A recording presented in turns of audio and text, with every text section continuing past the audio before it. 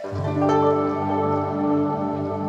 friends, welcome back to another YouTube video with me, Kat Meffan. So if you haven't been to my channel before, if you're just finding this video, I am a yoga teacher, meditation teacher, free movement teacher, all of that goodness. And this video is inspired by the many messages that I receive all the time on Instagram. If you're not already following me, you can follow me here. This is my handle.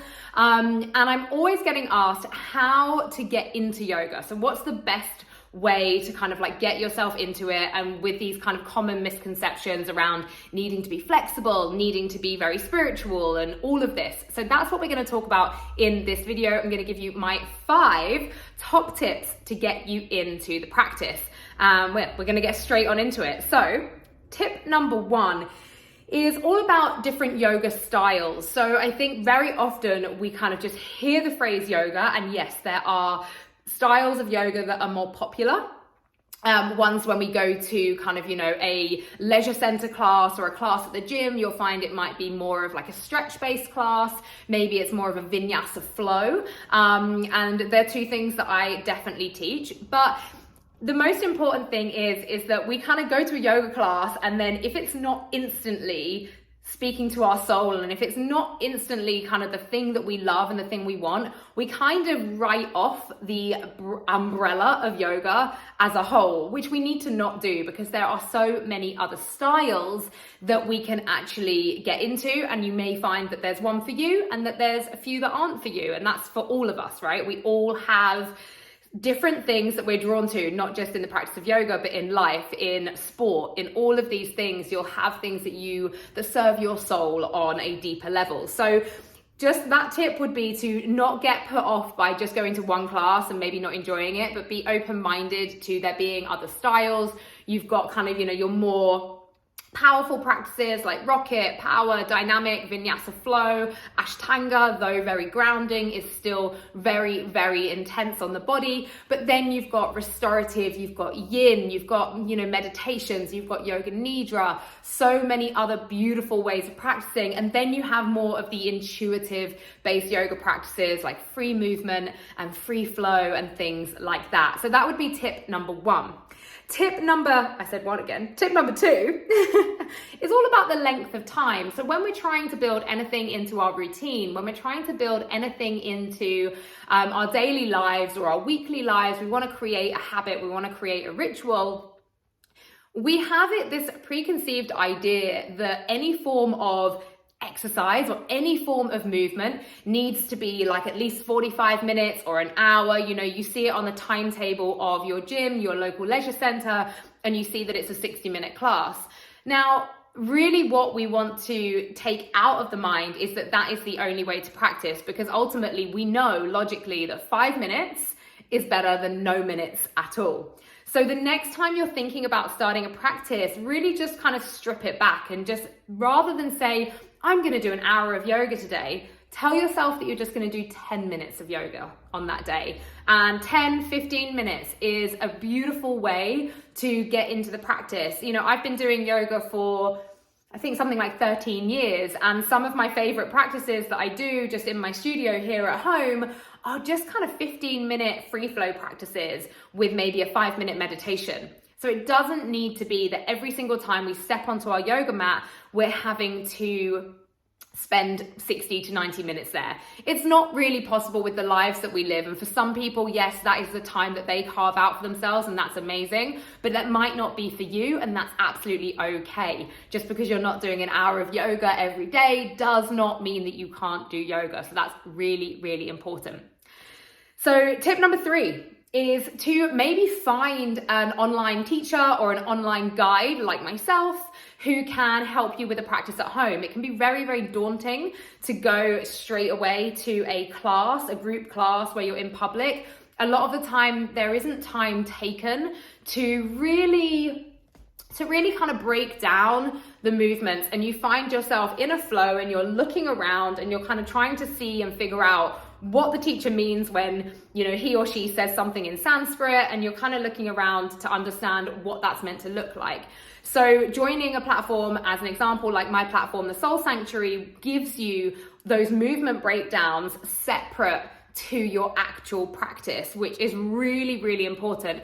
And on the 1st of June, we're actually going to be starting our 30 days beginners course. It will be there forever and ever. It's launching on the 1st of June. So if you do want to join me, I'm also going to put a link down below to a free 90-minute beginners workshop that I'm going to be running on May 29th. And as well, just going to throw this in because I've thought of it just now. If you sign up to the Soul Sanctuary today or any time between now and the 18th of May, you're going to be put into a prize draw to either win an Apple Watch, Apple Watch 7 Series, or £1,000, which is split between £500 for you and £500 donated to a charity of your choice. It's a bit of a no-brainer. You literally pay £15, so $14.99 for the month, and you get added into that prize draw. I mean, just why wouldn't you? Why wouldn't you? And you get a lot of yoga as well. So that's just what we've got at the moment. But my point of this tip isn't so much to promote Soul Sanctuary to you, though please do join. It's really to say to not be, don't be too afraid of the group energy and the group classes because they're really special and really beautiful. But do be willing and open-minded to do a little bit more of your own home practice and your own home studying, where you can actually watch shorter videos. So the videos that we have on Soul Sanctuary when it comes to the asana alignment, they're 5 to 10 minute videos that will just break down those shapes, breaking down the downward facing dog, the chaturanga, the warrior one, where you can actually start to understand how your body should feel when you're moving through those, and then you kind of build that confidence to then go out and go to those group yoga classes. And in this 30-day beginners course that I'm going to be doing, well, it's already been filmed, but that's launching on the 1st of June, we really go, like, we strip it fully back. It is for the people that have never done yoga before and you want to start from scratch, and it's going to be beautiful. So tip number 3 is just to find maybe an online platform, community, where you can start your practice and start to gain that confidence at home, and then take that out into the world and feel the energy of a group class, because it's really, really beautiful and something that everybody should experience. Tip number 4 is about accountability. And this kind of ties in, I suppose, a little bit to the joining of a platform and the community, because as an example, with Soul Sanctuary, we have our online community. So there's members always kind of saying like, oh, I did this practice today and this is how it made me feel. And then other people may be saying, you know, I'm actually feeling quite vulnerable at the moment. I haven't done a huge amount of my practice, but I really want to. So I'm sharing this message as a way of holding myself accountable. And that's really, really special and something that we need to step into more. So it may not be that you do it via an online portal. It may be that you literally just do it with your partner or your mom or one of your friends, and you say, hey, I just want to tell you that this week I'm going to do 3 15-minute practices, and it would be amazing if you could check in with me at the end of the week and just ask me how it's gone. And that in itself is that accountability. Maybe your friend forgets to message you, that's fine, it doesn't matter, but you've put it out there into the universe. You've told someone that this is what you're planning to do, and therefore you're being held accountable by voicing that desire to want to do the practice. And really never underestimate the power of the accountability. I think that's really important. And then the other thing, tip 5, is consistency and planning. But also along with that, compassion. Compassion is key when we're in our yoga practice. So when we're thinking about the physical practice, we want to, yes, of course, we want to have this consistency. That would be great. But we also lead very, very busy lives. And this draws back to point number 1, tip number 1, about maybe just doing 5, 10, 15 minutes.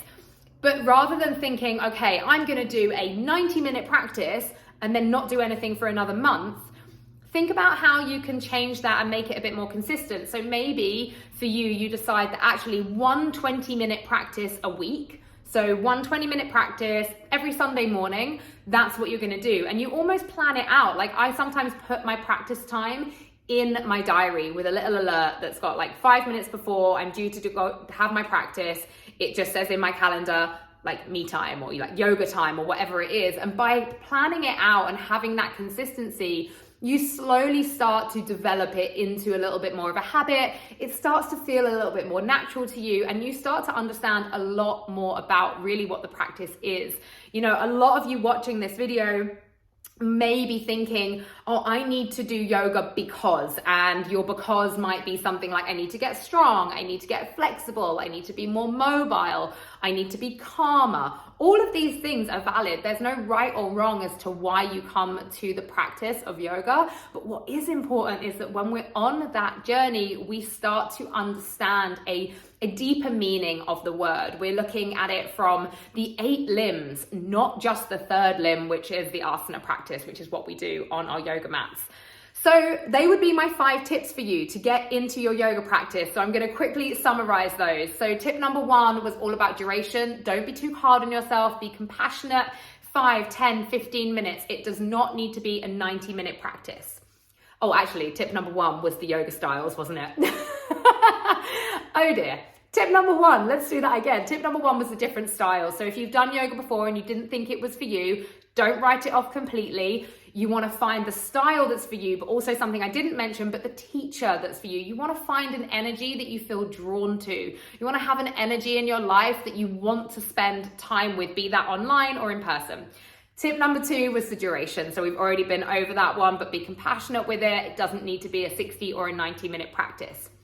Tip number 3 is all about finding those kind of like slower moments for a home practice where you can learn a little bit more about the different shapes. Obviously, it's great to do that with a teacher in person as well. But in group classes, a teacher doesn't have as much time to get around to you individually. So having an online community, an online membership is a really beautiful thing. You could always come and join the Soul Sanctuary. Like I said, there's a huge giveaway and we've got the beginner's journey coming up.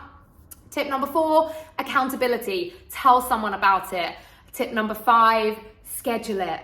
Put it in your diary, be consistent with it, and do all of those things with love and compassion.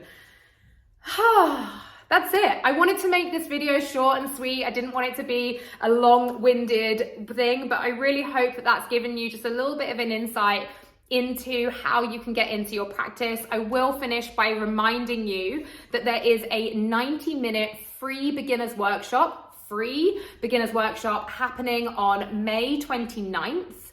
So May 29th at 2 p.m. UK time. I will leave the link to it below. And do not forget that if you sign up for the Soul Sanctuary between now and the 18th as a full paying member, then you will be entered into that epic giveaway. So all the information is down below.